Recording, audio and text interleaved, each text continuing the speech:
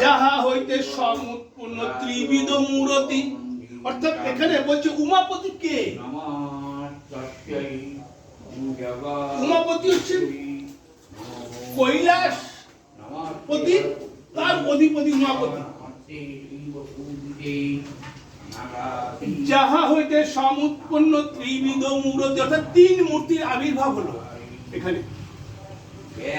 পঞ্চভূতের সর্বভূত করেন সৃজন, জগতের হিতকারী যোগেরও কারণ। জ্বলন্ত অনল সমদীপ্ত কলেবর, মহাশূলধারী যিনি দেব দিগম্বর। যোগমায়া সহ যিনি হইয়া মিলিত, নানান কৌতুকে খেলা খেলেন সদেত। নারী অর্ধ অঙ্গ যিনি করিয়া ধারণ, নানা মতে নৃত্য করে অপূর্ব দর্শন। সেই শূলপাণি শিব রুদ্র মহেশ্বরে, ভক্তি বলে নমস্কার করি বারে বারে। অর্থাৎ বলছে এখানে যোগমায়া রূপ ধারণ, অর্ধ অঙ্গ নারী রূপ, এই অর্ধঙ্গ নারী রূপ ধারণ করবেন, ধারণ করিলেন। অর্ধঙ্গ নারী ধারণ করে, অর্থাৎ অর্ধঙ্গ নারী কি? অর্ধাঙ্গ বাবার লিঙ্গ, মাতৃজনী, অসুখ বলা হয়। জনিপুটি একটি লাল জবা পুষ্প এখানে দিতে হয়। ওই লাল জবাটা কোথায় দেখি? নাগরাজকে একটু ঠিক আছে।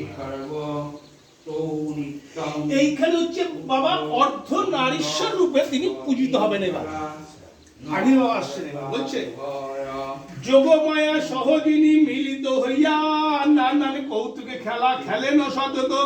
নারী অর্ধ অঙ্গ যিনি করিয়া ধারণ, নানা মতে নৃত্য করে অপূর্ব দর্শন। সেই শূলপাণি শিব রুদ্র মহেশ্বর, বাবার নাম শূলপাণি, আরেক নাম শূলপাণি, অষ্টতর শত নামে মহেশ্বর একটা নাম।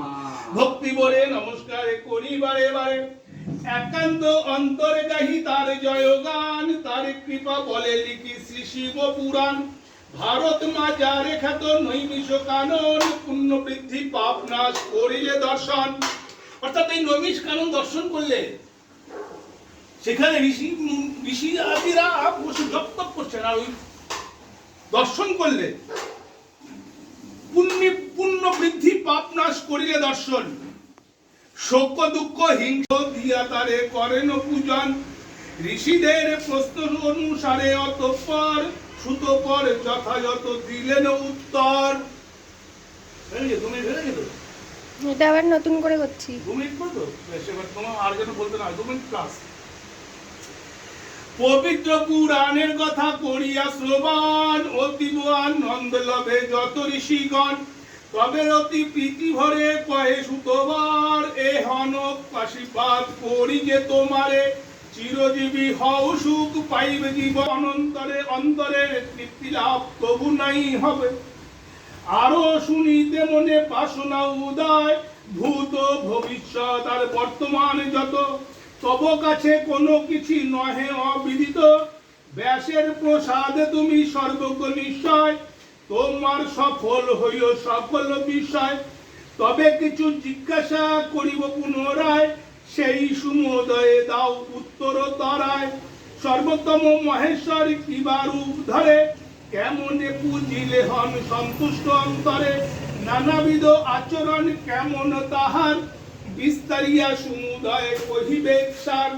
পরম নির্গুণ মহেশ্বর কি প্রকার, জগতেই সগুণ হন কহ সবিস্তার। মঙ্গল বিধাতাদের দেব পঞ্চানন, জগৎ সৃষ্টির পূর্বে ছিলেন কেমন। কি রূপে প্রসন্ন হন শিব ভগবান, ভক্তকে কি রূপ ফল করেন প্রধান।